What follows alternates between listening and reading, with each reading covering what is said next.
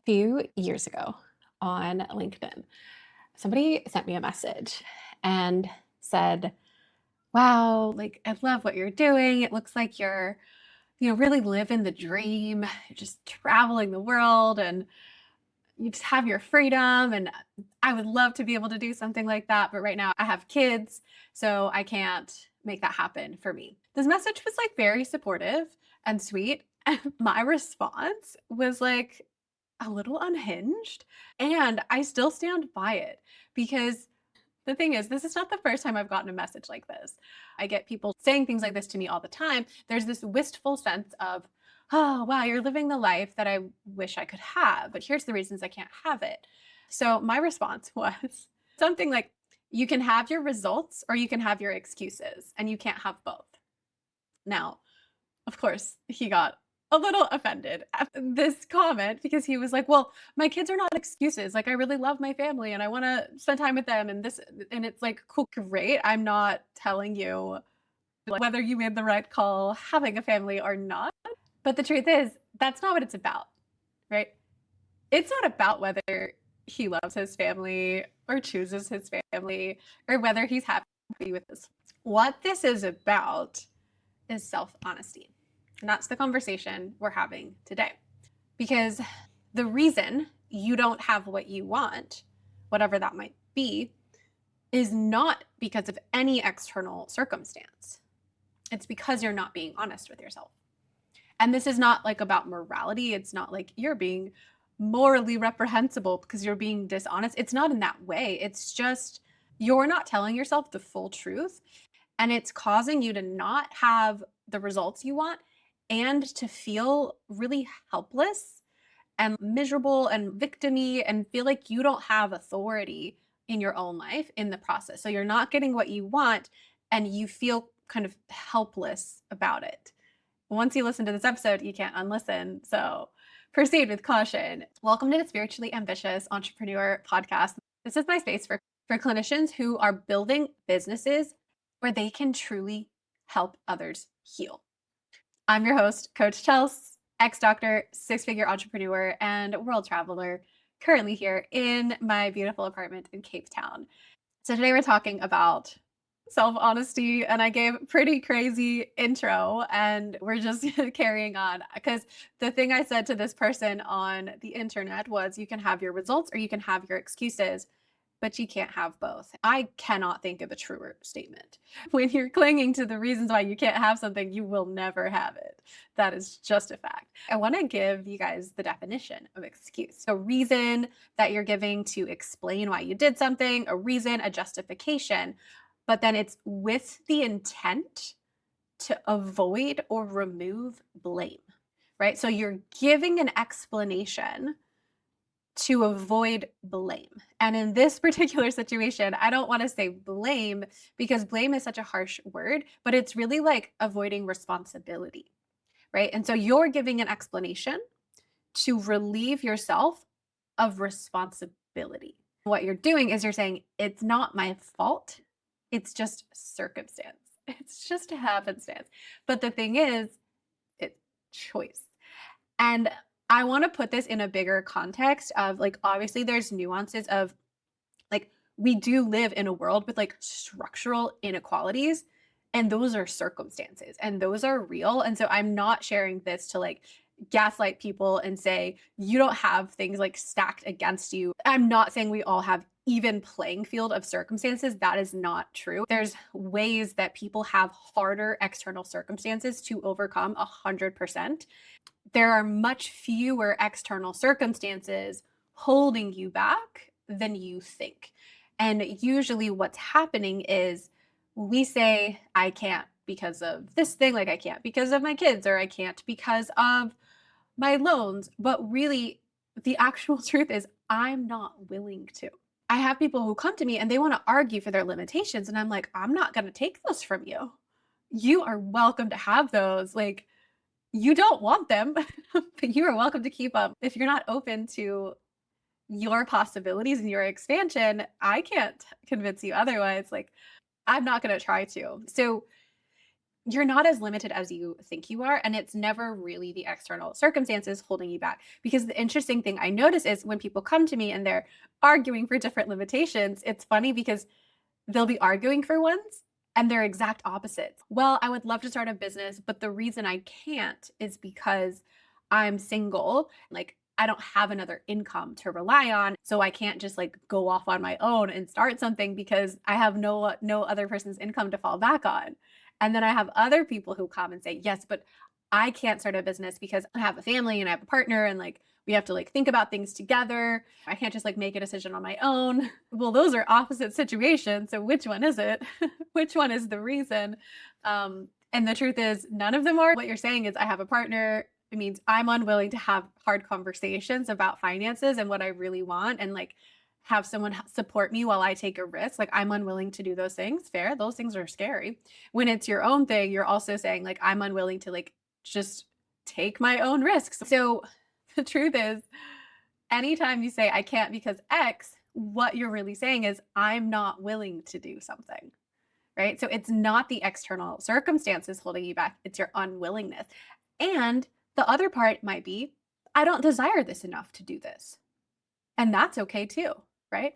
I'm unwilling to start traveling the world because I don't actually want to enough.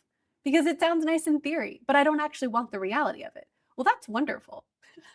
Now we're being honest, right? Like, do you see how different that is to feel like this wistful, oh, this person's living the dream and I wish I could live that, but my life is different versus, oh, they're living something that does look really cool. And I can see like, ways I would like to do that.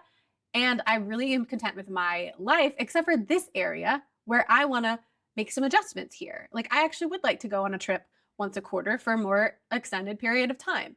And that's not as fun or sexy as being like, you're living the dream and I would love to do it, but it's more real. I want to give you guys some examples of how this shows up because, like, I have this vivid memory and I have shared about this before, so you may be familiar with the story. But in my fourth year of med school, like 25-year-old Chelsea, it's like between match day and graduation during that period of time where I'm already matched. I'm on a road trip with the guy that I'm dating at the time. And there's these podcasts that I've been listening to, and I had him listen to part of one, and I'm like pausing the podcast every few minutes to be like, oh, well, what she's talking about here is this thing, because this is really cool. And I'm sharing the spiritual things I'm interested in and the personal growth. And by the end of the podcast, he was like, oh, I think you missed your calling. And I was like, yeah, I did. Like, agreeing with him, which is so ridiculous because what I was agreeing to is, yeah, I feel a lot of passion and excitement about this area. And there's no way I can pursue it because I already made this choice about med school and I'm locked in here. And so I agreed. I was like, yeah, I missed my calling. Like, whoops, I already chose medicine. My circumstance is that I've already chosen this and now I can do nothing about it. I didn't really understand the agency I had. I truly would have said that it is not choice, it is circumstance. And now when I look at it, it's like, I was just unwilling to even consider it. I was unwilling to let my identity unravel. I was unwilling to have a moment where I am not seen as this person who just goes out there and achieves and always knows what she's doing and has it together and is just successful. Like, I was unwilling to be seen as anything other than high achieving. Here's a different example, which is not going to be quite relatable to you, but I think it brings it down to a level of like understanding. I have a lot of friends who are digital nomads, meaning they have fully remote jobs or businesses. They are completely into like freedom and autonomy and having full agency over their life, right? And they can be anywhere at a moment's notice. Most of them are like earning quite well. And so there's not these like financial limitations. Some of them have some financial things like parameters to work through, but most of us have very broad agency over like our lives, our schedule, where we're going to be. We've specifically designed lives of freedom where we can do anything we want. And yet I have so many of my friends, males and females, who are like, I have a hard time dating. And they blame geography, right? They're like, well, it's hard to date as a digital nomad. And there's challenges for sure. But let's say they meet somebody and they're like really into this person and they're like, "Oh yeah, there's a lot of chemistry, but I'm leaving soon. I'm only here for 2 weeks. It really can't go anywhere." And it just makes me laugh because you can be anywhere you want to be. Like maybe you already have plans that you've made with friends that you're unwilling to cancel. I mean, there's very few reasons why you couldn't just stay, right? Maybe you have a work trip you got to go and come back for, but they say things like, oh, like geography. Oh, well, it's hard. Like we're just passing ships. But really, what's happening is it's not that. It's not geography. It's not that you travel because you're choosing to travel. You're choosing where to be. The truth is, you're unwilling to be in a committed relationship. That's fair. Maybe you don't want to be in a committed relationship. You're unwilling to try. You're unwilling to take a risk of, let me stay and let's see what happens with this person. Or let me follow you or you follow me or compromise here. But they're unwilling to do that. And that's fine. But it's not geography. Right? I've had to have so many conversations about this. Even when a guy is rejecting me and he's trying to give me this reason, I'm like, bro, you can decide you don't want to stick around. That's fine. If you tell me it's because of geography, it's complete bullshit. Now I'm even less attracted to you because you're not being honest about it. Just, I don't like you enough to stay here to try. Ooh, that's brutal. You don't have to tell me that to my face. But you can just know that I don't like this person enough to stick around to find out what would happen. I don't like this person enough to rearrange plans for them. All of that is fair. It is so fair. But let's not blame geography. It's a convenient excuse, right? It's a convenient way to get out of having a hard conversation. And sometimes two people would rather have this excuse than actually face the fact that we're not really that compatible, because it almost feels more fun to have like this love story that's like, oh, we could have been great if like we were in the same place at the same time. It's not going to help you ultimately get what you want. Like living in any sort of self delusion might be comfortable for a period of time, but it's never going to help you get what you want. So, what do? We are going to become brutally honest with ourselves, but with an aura of compassion. So let's talk about the two things because it's brutal self honesty. And I say brutal because sometimes there's things that we have to look at that we don't want to look at. Brutal, as in, shoot, I had kids and sometimes I would rather not have them. That's brutal. Maybe the brutal thing is, I have a partner and I actually don't want a partner. Brutal, right? Like maybe the truth is, like for me, it's like I spent all this money going to med school and I don't want to be a doctor. And I have my whole identity wrapped up in this. And like, who am I without this? Brutal. Like, these are not fun. Like, it's so much easier to have excuses. But if we live in the land of excuses, like, it doesn't feel good. And maybe the excuse is like, oh, well, I would love to start a business, but I can't. Like, whatever your thing is, the excuse that you have doesn't feel good. The limitation you're arguing for, it doesn't feel good. So it's not like you're trading pleasant sunshine and rainbows for brutal honesty. It's like the brutal honesty, while it can be brutal, there's actually a lot of relief that happens too, because your body finally relaxes in the presence of honesty.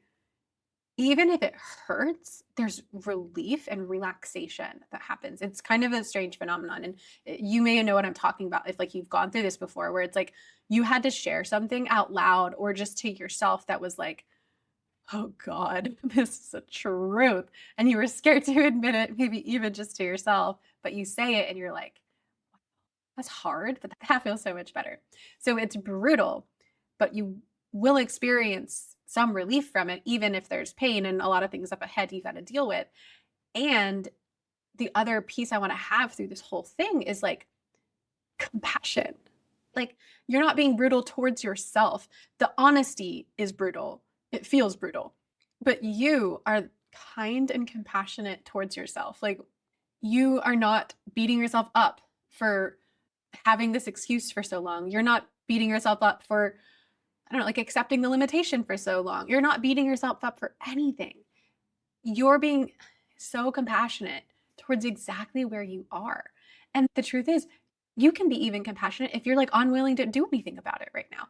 Be compassionate about that, right? you can continue to choose the thing you're choosing and say, I know that the truer, braver choice would be to quit my job and go do this other thing. And I'm too scared to do that right now. Fair.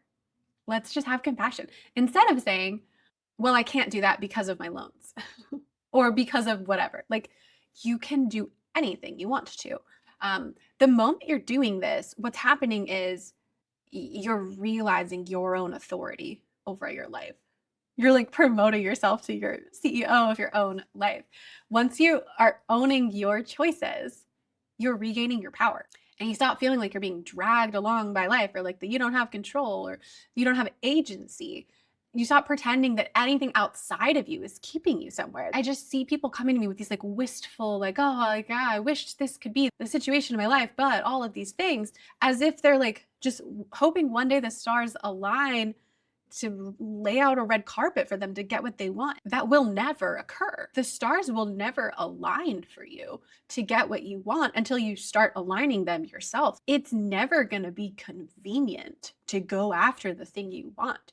It's never going to be easy to go after the thing that you want. It might be simple, but it's never going to feel easy. There's always going to be obstacles to overcome and things that are more convenient to do instead.